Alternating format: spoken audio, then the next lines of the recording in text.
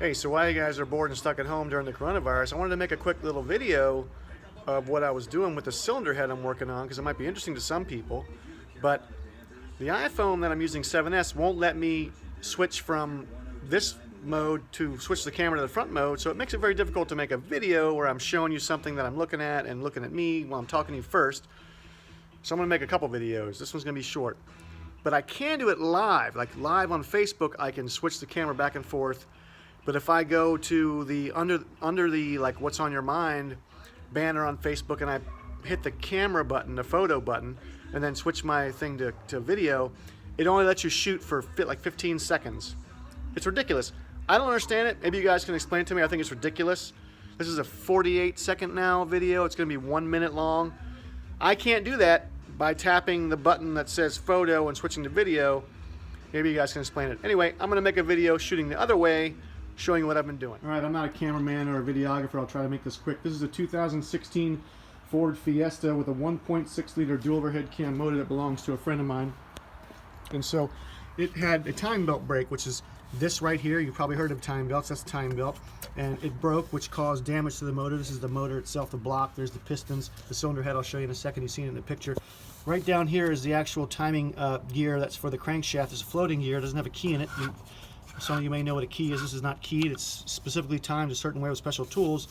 Anyway, that thing, the reason this thing broke was you see a flange on the side there. There's one on the other side, which you can't see because of the lighting probably, but there's one other flange right there that keeps the belt in place. And if it gets off of this gear, it's going to cause all kinds of problems. Well, what happened with this car, in 2 years after it was brand new, in 2018, this gear right here, well, it fell apart. There's one side with the 6 spot welds.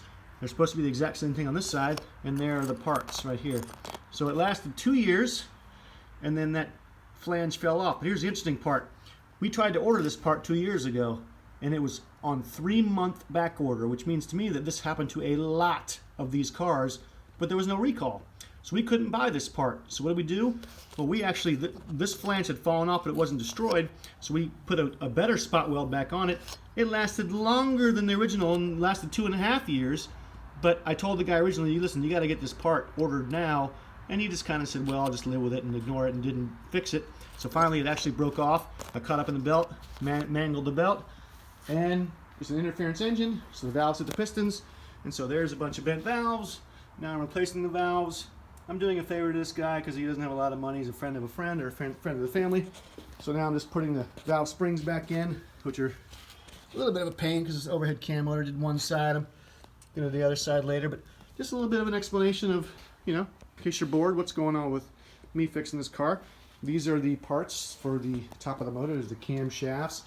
This is a special tool you use to put these cam phasers, or well, they're cam sprockets, but they're called phasers because it's a variable valve timing motor back into time. It's a lot of fun. Big job. Anyway, hope that you find that interesting. Got any questions about it, or if your friends of mine are mechanics, don't make fun of me for the dumb video, that's fine. Have fun. I'm not going to say don't buy one of these cars. It seems like a nice car, but I just very skeptical about what Ford did. They didn't do a recall, and these people, you know, they're not rich, so kind of sad, but we'll figure it out. We'll fix it for them. It'll be fixed and running great again. Have a great night. Stay safe.